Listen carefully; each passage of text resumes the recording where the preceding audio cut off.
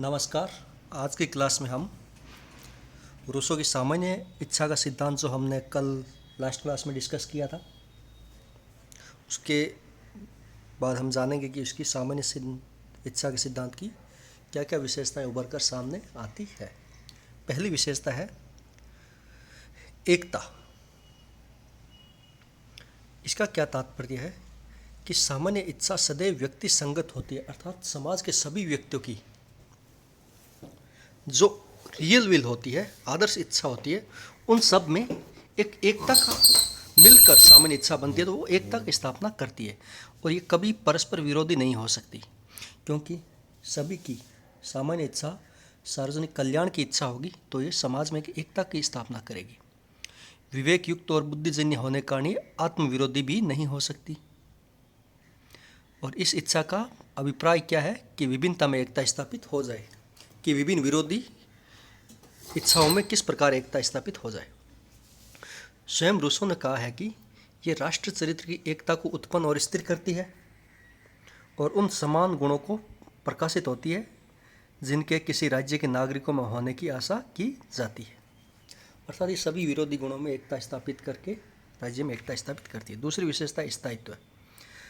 सामान्य इच्छा के एक बार जब नागरिक सौंप देते हैं संप्रभु सत्ताधारी को, तो वो स्थायी और शाश्वत बन जाती है।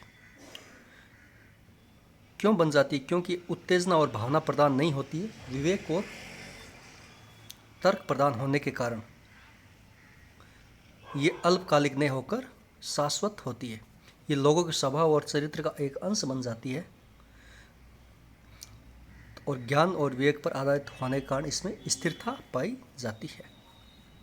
रूसो के शब्दों में कि इसका कभी अंत नहीं होता और ये कभी भ्रष्ट नहीं होती, ये अनित्य, अपरिवर्तनशील और पवित्र होती है, स्थायी होती है। नेक्स्ट है औचित्यपूर्ण, औचित्यता। औचित्य कैसा है इसका कि ये सदैव शुभ और उचित और कल्याणकारी होती है, इस कारण औचित्यपूर्ण होती है।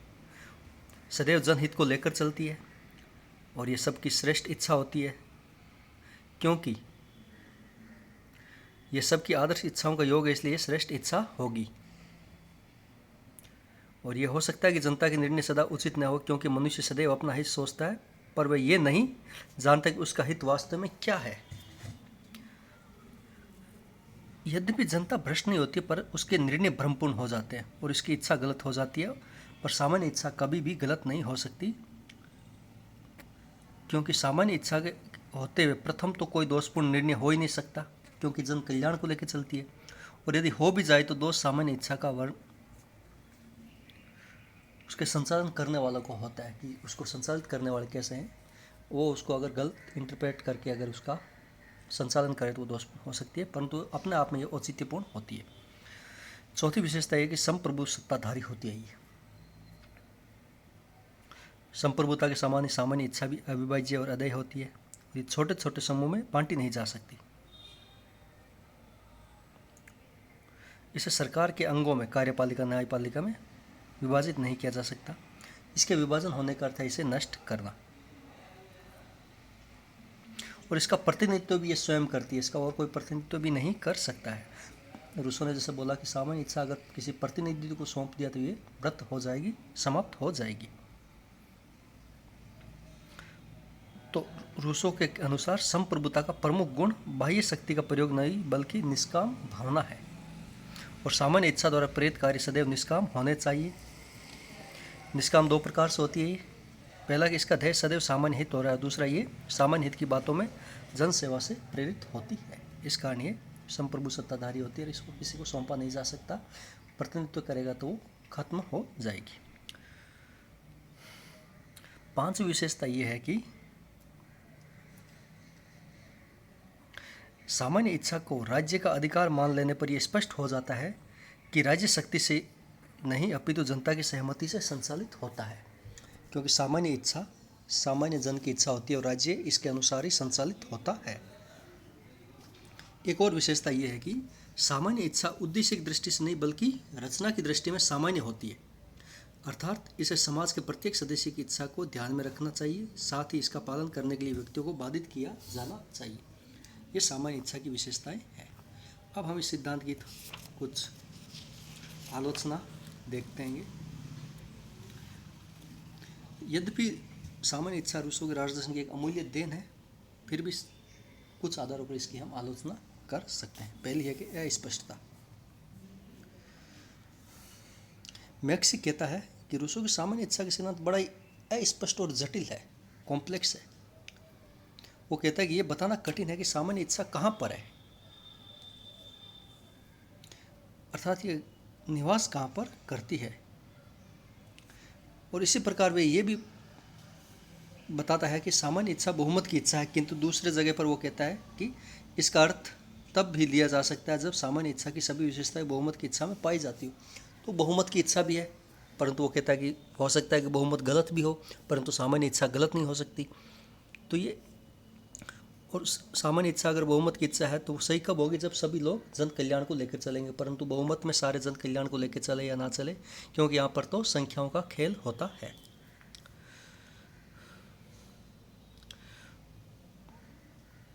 तो जब सामान्य इच्छा की सभी विशेषताएं बहुमत की इच्छा में पाई जाती है, तो कभी कभी रूसों का ऐसा मत होता है कि सभी नागरिकों के मतों की विभिन्नताओं को निकालकर जो शेष सामान्य इच्छा बनती है वही वास्तविक इच्छा होती है।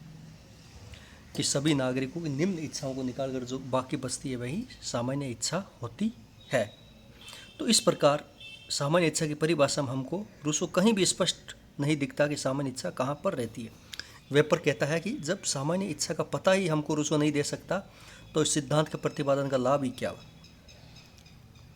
यद्यपि रूसो ने इसको हमको सामान्य इच्छा के बारे में बहुत कुछ बताया है, फिर भी जो कुछ बतलाया है वह पूर्णतः अपर्याप्त है।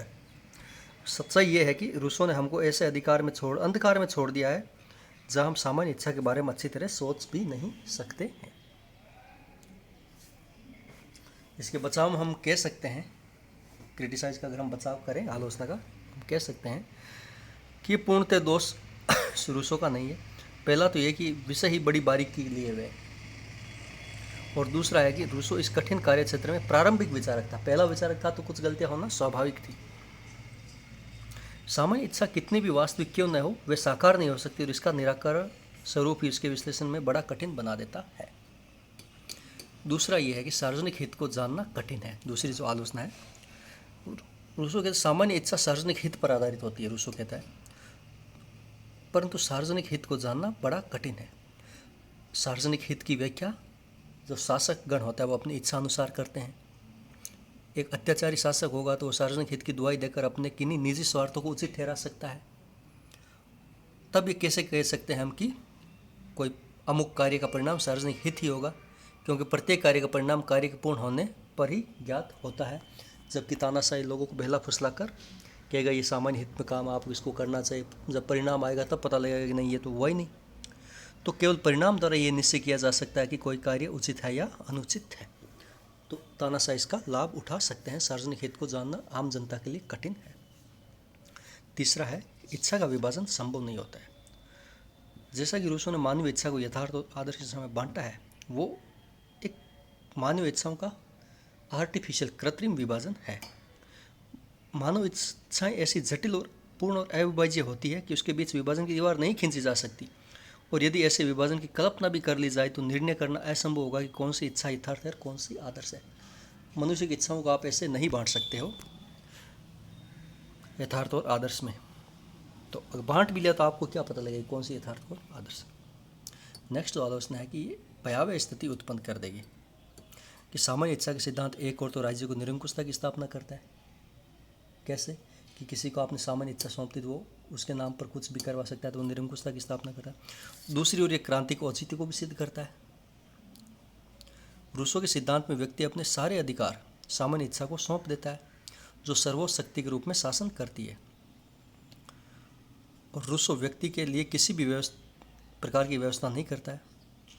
यद्यपि उसका उद्देश्य व्यक्ति के स्वतंत्रता को सुरक्षित रखना है, परंतु वह बहुमत से सहमत न होने वाले व्यक्ति को बहुमत के आगे झुकने के लिए विवश कर देता है।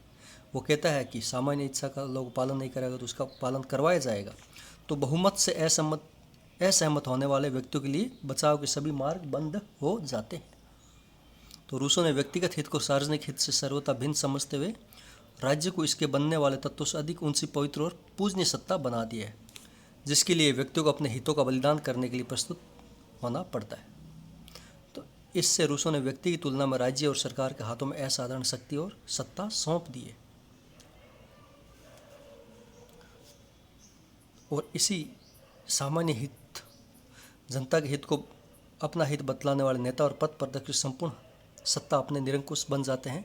और जैसा कि स्पार्टा में लाइकरस और एथेंस में सोलन और आधुनिक जर्मनी और इटली में हिटलर और मुसोलिनी इसी प्रकार के नेता थे जो जन भावनाओं को सामान्य इच्छा के आधार पर निरंकुश बन गए थे। जॉन्स का कहना है कि सामान्य इच्छा की धारणा के प्रयोग में मनुष्य का भय यह है कि राज्य में तानाशाही की प्रवृत्ति का उदय हो जाता है। तो ये बहुत बड़ी एक भयावह स्थिति उत्पन्न कर देता है।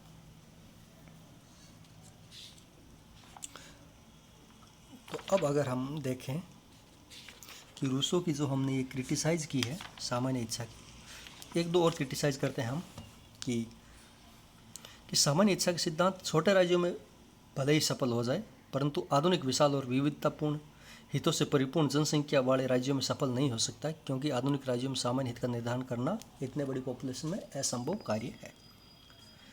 नेक्स्ट जो क्रिटिसाइज हुआ है कि जो रूसो सामान्य इच्छा के निर्धारण के लिए राजनीतिक दलों की सत्ता और प्रतिनिधित्व मूलक शासन व्यवस्था का विरोध करता है, जबकि इसका होना आधुनिक प्रजातांत्रिक राज्य की सफलता के लिए जरूरी माना जाता है। वो कहता है कि सामान्य इच्छा प्रतिनिधित्व को सौंप देने पर खत्म हो जाएगी, प्रजातांत्रिक शासन प्रणाली में खत्म हो जाएगी, जबकि आधुनिक लोकतांत्रिक बड़े बड़े देश है वहाँ तो प्रजातंत्र का होना जरूरी है। तो यहाँ पर ये फिट नहीं बैठती है।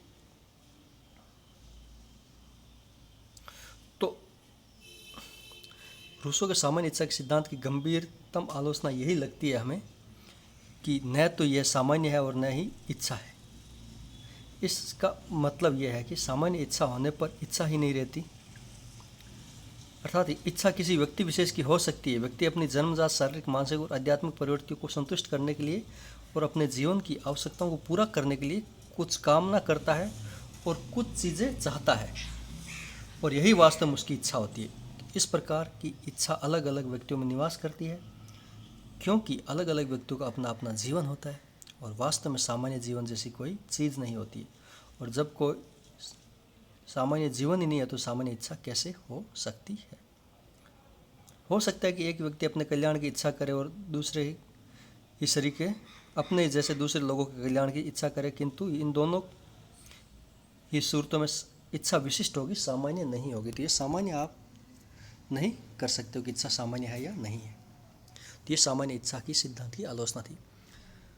अब हम इसका थोड़ा देख लेते हैं, स्लाइड में तो नहीं है। सामान्य इच्छा सिद्धांत का उसका क्या महत्व क्या था जो उसने सिद्धांत दिया था। एक कि लोकतांत्रिक शासन प्रणाली के लिए आदर्श प्रस्तुत किया था उसने। तो इसका महत्व अगर हम देखें तो पहला अगर हम पॉइंट के रूप में देखें तो है कि सामान्य इच्छा के सिद्धांत ने आदर्शवादी विचारधारा की नींव डाली, और जिसे आधार मानकर टी.एच. ग्रीन एक विचारक था, ने राज्य का मुख्य आधार बल न मानकर इच्छा को माना। उसने बोला कि राज्य लोगों को डरा धमका कर नहीं बनता है, बल्कि लोगों की इच्छाओं का प्रतिनिधित्व करके बनता है। और उसने इसी सिद्धांत की सहायता से यह प्रमाणित करने का प्रयास किया कि जनतंत्र बहुमत की शक्ति का परिणाम नहीं है, वरन यह सक्रिय निस्वार्थ इच्छाओं का फल है। दूसरा जो उसकी महत्व है वो है कि सामान्य इच्छा राजनीतिक कार्यों में पथ प्रदर्शन का कार्य करती है, और सामान्य इच्छा को प्रमुख कार्य विधि निर्माण और शासन तंत्र की नियुक्ति और उसे भंग करना है। तीसरा महत्व है कि अपने सिद्धांत के द्वारा रूसों ने व्यक्तिगत स्वार्थ की अपेक्षा सामान्य हित को उबारा है और बताया कि सामान्य उद्देश्य की चेतना ही समाज को स्वस्थ और परिष्कृत बना सकती है। नेक्स्ट कि रूसों ने एक ऐसे राज्य की स्थापना की जिसमें नागरिक नैतिक स्वतंत्रता प्राप्त कर सके। रूसों के अनुसार व्यक्ति के अधिकार स्वतंत्रता और नैतिकता सामान्य इच्छा के द्वारा प्राप्त हो सकते हैं, और रूसों के इसी सिद्धांत आगे चलकर कल्याणकारी राज्य के सिद्धांत में बहुत बड़ा योगदान दिया।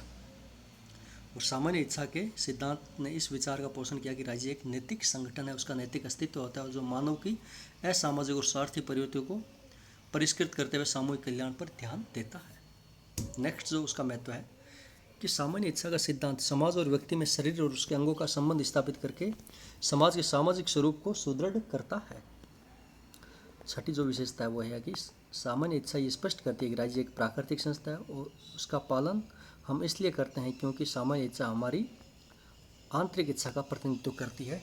तो इसके द्वारा ये बात कहने में रूसो सफल हुआ कि कोई व्यक्ति राज्य की आज्ञाओं का पालन क्यों करेगा कोई व्यक्ति राज्य की इच्छाओं का पालन, क्योंकि वो राज्य की इच्छा का पालन करेगा तो वो उस जगह अपनी इच्छा का पालन कर रहा होगा। तो इस प्रकार उसने आधुनिक लोकतांत्रिक राज्यों के आदेशों की वैधता स्थापित करने का प्रयास किया। तो ये रूसो की सामान्य इच्छा सिद्धांत का महत्व था। आज की क्लास में इतना ही बस। Thank you.